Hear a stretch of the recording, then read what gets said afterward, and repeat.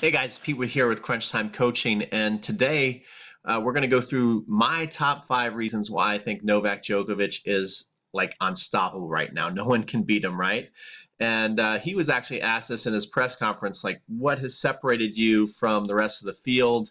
And he had some very insightful words of wisdom. Actually, in the description below, I'll put that link to that YouTube video. Is pretty cool. But here's my reasons. They're just opinions, and I'd love your opinion too. So please comment, below the video and let me know why you think that Novak has gone to another level. Whether you're a Federer fan, Nadal fan, Murray fan, Ferrer fan, whatever fan you're a fan of, it's undeniable that Djokovic is dominating right now. So Federer is my favorite. So this is not like I'm saying Djokovic is my favorite, but Djokovic is clearly at another level. So first of all, I think that Djokovic has the best rally ball I've ever seen. So let me explain what I mean by that. The rally ball to me is a ball you can hit comfortably over and over again and feel like, these guys are pros. They feel like they can never miss it. It's the ball that they can hit 100 times in a row if they want to every time. And Novak seems to just have a little better rally ball to me than Federer and Nadal, who are his main competitors throughout his career, to where Nadal has an amazing rally ball. He can also get in that zone where he never misses, but it can be, now that Novak has taken advantage of it, he couldn't always take advantage of it, but it can be a little too spinny to where if it lands short and comes up, people can attack it now, and he has a harder time hitting through the court, hitting winners. Where Federer has no problem hitting through the court, but to me it's a little too flat. And again, we're talking about the greatest players of all time. I'd certainly take it in a heartbeat. But when you're comparing these guys, sometimes Federer's stroke can be too flat, and he can tend to be a bit erratic and inconsistent. The next thing is, I believe it's his belief and his work ethic. When he first started to really come on and start to beat these players in 2011, going in 2012, when he started to finally break through and beat Federer and Nadal, Murray on a regular basis, he said, I finally just believed and knew I could beat these guys. I had been there enough times to where I'm like, all right, this is it. Now I'm going to start winning. And that's it. Belief creates the actual fact. I think that's a great quote that I found here online. And it's so true in his case. Until he actually believed he could beat those guys, he just fell short. He was always super competitive with these players.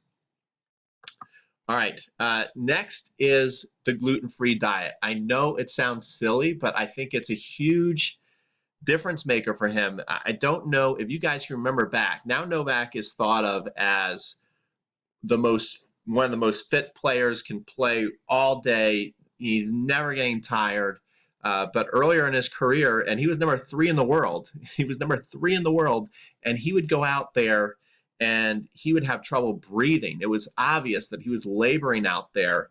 And for whatever reason, when he changed his diet to the gluten-free diet, that all went away. If that is what actually is the magic pill for him, which he claims it is, that all went away. And I think also, it ties into the belief factor. If he said, look, I'm this dedicated to the game to where I'm going to be so super disciplined with my diet, it kind of creates, whenever you do something that's a huge commitment in your life and you stick with it, that builds self-belief and confidence as well. And he bought into the fact, if I change my diet, if I get more disciplined, I'm going to get in better shape, I'm going to be playing longer, I'm going to be playing better. And so I think it has actually made a huge difference. I actually read somewhere that Novak, when he eats sometimes, and maybe very often, he actually sits in peace and quiet and just focuses on eating his food, if you can believe that. That's how dedicated this guy is to winning. Number 4 is the serve and the return of serve have improved. His serve obviously has improved. He used to have, this is a nice little trophy pose he's had, but his arm used to just kind of lag way down. Let me see if I can show you guys on the camera. You guys could just kind of see me. His arm used to, here we go, just kind of lag way down and go up and hit it. Very, very unorthodox for a strong player like Novak to have such a big technical glitch to where, it just didn't look right compared to the rest of the pros. And now he's got the perfect technique. He's getting better and better at placing the ball and getting free points off his serve, where he used to just kind of put it in play. He double fault in key moments. That does not happen at all anymore. And his return to serve, he's always had an amazing return to serve. You know, when he was on the tour very early, he started to be compared to Andre Agassi as far as having a great return to serve. And then people said, well, he clearly even has a better return to serve than Agassi. And now he's taking it to another level to where every ball is coming back, and it's coming back with interest, and it's coming back deep at your feet. So he's able to break a lot more. It's like when he goes to return serve, he's not at much of a disadvantage, and that's kind of cool when you're able to say that about your return game. And then finally, you know, I think that Nadal and Federer, they're in the twilight of their career. Nadal just, you know, look, to do what he's done, so physical, so just, I mean, he has worked his body so hard, and a testament to him. And no matter what Nadal does the rest of his career, you cannot take any of his accomplishments away. But there's a price to pay when you go out there and you just beat yourself up every match. And I think we're starting to see that. I think we're starting to see maybe a little step lower, slower, his ball just going a little shorter, people being able to exploit, you know, his game more to where they just couldn't do it before. And Federer, he is almost 35 now, and it's kind of weird because Federer, to me, in some respects, is playing his best tennis ever.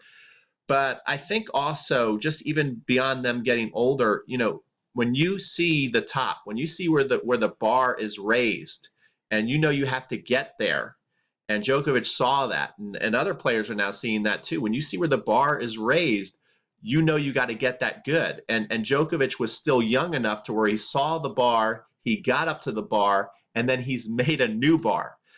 So that's it. Those are my 5 reasons. I'd love to know if you like them, what you think, what you agree with, what you disagree with.